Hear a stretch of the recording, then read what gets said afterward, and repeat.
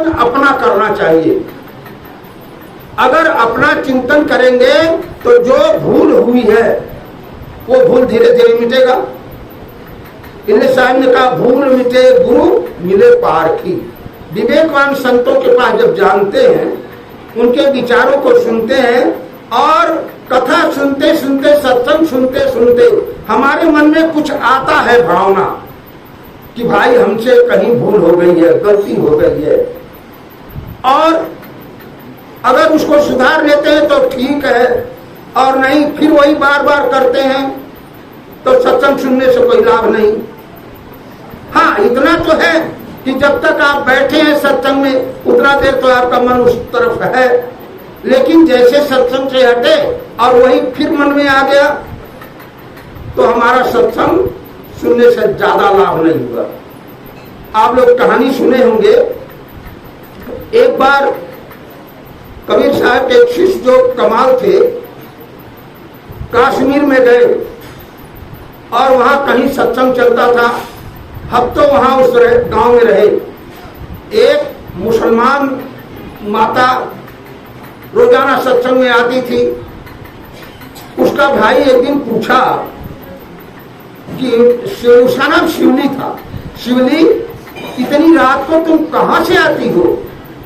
वो कहती है, भैया एक संत आए हैं, बहुत अच्छा सत्संग सुनाते हैं। वो कहता, नहीं कल से मत जाना, कल से जाएगी तो तुम्हें दंड लगेगा। तो कहती, नहीं भैया मैं तो सत्संग में जाऊंगी। इतना उसको सत्संग से प्रेम था, इतना डांट पड़ने पर भी वो सत्संग में चली गई, क्योंकि वो जानती है जो कुछ होना हो तो होना ही है। और उसके बाद क्या हुआ, मंसूर भी उसके पीछे पीछे गया कि देखूं ये कहाँ सत्संग में जाती है। वो तो आगे जाकर सत्संग में बैठ गई। और एक बात ध्यान रखना, मैं आप लोगों से निवेदन करता हूं, अगर हो सके तो सत्संग में आगे बैठने के लिए कोशिश करना, पीछे मत बैठना। अगर जगह नहीं हो तो मजबूरी है, लेकिन अगर जगह है तो सत्संग में आगे बैठना। लेकिन बहुत लोग ये सोचते हैं अगर आगे बैठेंगे और नींद आ जाएगी तो महात्मा हमें डांट देंगे। अब महात्मा तो डांट देते हैं, महात्मा नींद से विरोधी है। तो नींद लेने वाले और जिसका मन हमेशा इधर उधर लग रहा था वो पीछे ही बैठता है। सत्संग में मन नहीं लग, बैठे तो है, शरीर तो यहाँ बैठा है, लेकिन मन कहीं और कुछ कर रहा है, तो उससे लाभ कम होगा। इसलिए मैं निवेदन आप लोगों से करता हूँ कि हो सके तो सत्संग में सबसे आगे बैठने की कोशिश करना, प्रथम पंक्ति में बैठने की कोशिश करना। ऐसा करने से आपका मन हो सकता है कहीं इधर उधर न जाए, क्योंकि आपके मन में थोड़ा भय होगा कि महात्मा कहीं हमारे मन को परख न लें कि हमारा मन कहीं और जा रहा है। और महात्मा तो परख तो लेते ही हैं, और साहब ने कहा ना, परखत परखत हंस को ता भूमिका को पाए। आप भी परखते रहें, वही भूमिका पर आप भी पहुंच जाएंगे। जिस भूमिका पर ये संत गुरुजन है उसी भूमिका पर आप पहुंच जाएंगे। और जब तक वो भूमिका न मिले, क्या भूमिका है? पारख भूमिका। ये विवेक करते करते उस भूमिका पर पहुंच जाएंगे और आप भी वैसे ही हो जाएंगे। तो मंसूर सबसे पीछे जाकर के बैठ गया सत्संग में। उस दिन का सत्संग जो सुना, उसके मन में ऐसी चोट लगी और उठ करके कहने लगा, अनल हक, मैं खुदा हूं। मुसलमान इसको स्वीकार नहीं करते। हिंदू धर्म उदार है, हिंदू धर्म में कहते अहम ब्रह्मास्मि, मैं ब्रह्म हूं। लेकिन कोई हिंदू विरोध नहीं करता, क्योंकि आप ब्रह्म हैं, इसमें कोई दो राय नहीं। आप प्रत्येक नर नारी उसके अधिकारी हैं, लेकिन मुसलमान भाई इसको स्वीकार नहीं करता है। और जब मंसूर अपने घर आया तो उसी शब्द का अनहक घोषणा करने लग गया। कुछ लोगों ने सुना, अरे कहता है कि ये मुसलमान होकर के कहता अनहक, मैं खुदा हो गया। लोगों ने जाकर के राजा से नालिश कर दिया। राजा ने उसको पहले उसके गुरु को बुलाया, जुनैद को, और कहा अपने शिष्य को समझा दो, नहीं तो उसको फांसी पर चढ़ाया जाएगा। उसका सिर कलम कर दिया जाएगा। आपके हिंदू धर्म में ऐसा नहीं है।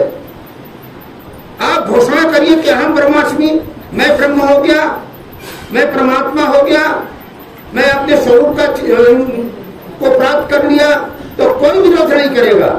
लेकिन मुसलमान भाई कहता है कि एक खुदा हो गया, अब दूसरा खुदा नहीं होगा। एक पैगंबर मोहम्मद हो गए, अब दूसरा पैगंबर नहीं होगा।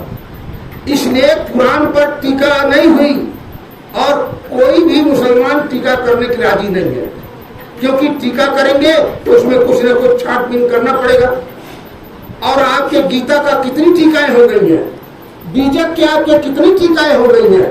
सदगुरु श्री पूर्ण साहिब जी ने अपने जीवन में प्रथम टीका सदगुरु कवि श्री पूर्ण साहिब जी का है। उसके बाद रीवा नरेश राजा ने टीका किया, तो राजा रीवा नरेश तो साकार राम के ऊपर टीका किया। उसके बाद और महापुरुषों ने टीका किया। अब तो बहुत से टीकाएं हो गई, लेकिन सबकी टीकाएं श्री पूर्ण साहिब जी टीकाओं के आधार पर है, उससे भिन्न कोई नहीं गया। और सदगुरु कबीर ने अपने गुरु के पास, कहते हैं महापुरुषों के द्वारा सुना हूं कि 7 साल के अवस्था में गुरु के पास गए। शायद कहीं स्कूल में न दाखिला हुआ हो, कहीं स्कूल की शिक्षा न मिली हो, लेकिन गुरु के पास जाकर के वहां पढ़े लिखे जो कुछ शिक्षा प्राप्त किए और उनको विवेक हुआ। और जब विवेक हुआ तो बीजक टीका और निर्णय सार और बैराग शतक और शब्दावली, ये 4 ग्रंथ उनके मूर्धन्य है, अद्वितीय है। तो उस समय उन्होंने जैसे जैसे उनका जीवन बड़ा होते गया और बीजक टीका लिखते रहे। कहते हैं राजा ने वहां सुना कि पुरनदास बीजक टीका कर रहा है, तो गए उनके आश्रम में गए और जब सत्संग उनसे किए तो राजा की बात सब करते गई, तो राजा नाराज हो गया। आदमी सत्य बातों को सुनने की राजी नहीं है, और कोई संत जब सुनाते हैं तो वो नाराज हो जाता है।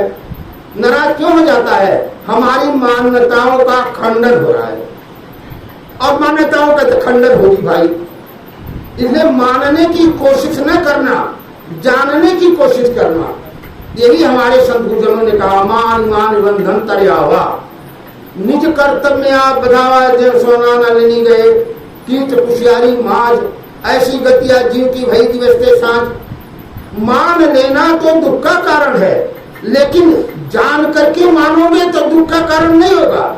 जानने के बाद तो मानना ही पड़ता है, बिना जाने मान लिए तो भटक जाओगे। लेकिन जान लिए सत्य क्या है, वह सत्य आपका अपना ही अस्तित्व है, आपका अपना ही स्वरूप है। वह आपका अपना स्वरूप आपसे अलग नहीं हो सकता है। जैसे पानी की शीतलता पानी से अलग नहीं कर सकते हो, अग्नि की उष्णता अग्नि से अलग नहीं कर सकते हो, वायु की कोमलता वायु से अलग नहीं कर सकते हो, और पृथ्वी की कठोरता पृथ्वी से अलग नहीं कर सकते हो। कोई कहा महाराज आप कह रहे हैं कि अग्नि की उष्णता अलग नहीं कर सकते हो। अग्नि को जला देते हैं, वो अग्नि जब पानी खौल जाता है तो किसी के ऊपर डाल दो तो पकोड़े पड़ जाएंगे, तो कैसे उसका उष्णता अलग नहीं कर सकते हैं? वो जला देगा नहीं दूसरे को। तो संत कहते हैं भाई वो तो ठीक है, लेकिन वही पानी खौलता हुआ पानी जलती हुई आग पर डाल दो तो क्या करेगा? आपको बुझा देगा, क्योंकि उसका जो स्वभाव है वो स्वभाव जाएगा नहीं। वैसे आपका स्वभाव क्या है? आपका स्वभाव शीतल होना चाहिए। चैतन्य का स्वभाव क्या है? ज्ञान स्वरूप। वो सुख स्वरूप नहीं और दुख स्वरूप भी नहीं। सुख दुख से कोई परे परम पद, ऐसा संत गुरुजन कहते हैं। आपके जीवन में आपके स्वरूप में सुख नहीं है और दुख नहीं है। वो क्या है? वो ज्ञान स्वरूप है, और प्रत्येक प्राणी ज्ञान स्वरूप है। हम अपने मन को मन की मान लेते हैं, इसलिए हम किसी गलत कार्य में लग जाते हैं। अगर ये आपको बोध हो जाए कि हम शराब पिएंगे तो नशा आएगा, तो नशा आएगा तो हम गलत कार्य कर लेंगे। एक कहानी सुने होंगे आप लोग ने, एक महात्मा, एक शिष्य अपने गुरु के पास रहता था, थोड़ा वो नशा करता था।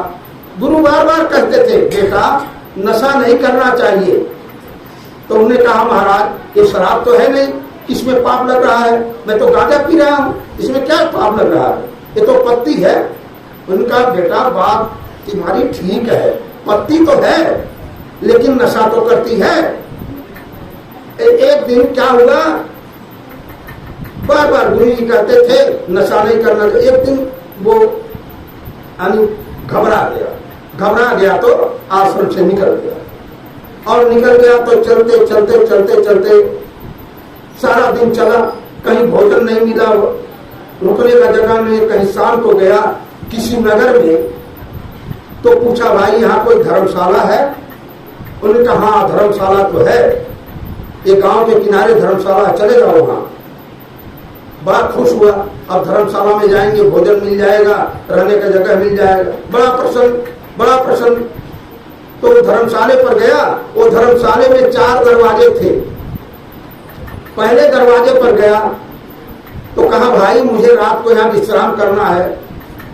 तो वो दरवाजे पर जो दुकान लगी थी, उन्होंने कहा महाराज इसमें विश्राम कर सकते हो, लेकिन तब कर सकते हो जब इस दुकान से सामान लो और खाओ पियो तब। तो दुकान पर क्या था, तो शराब बिकता था।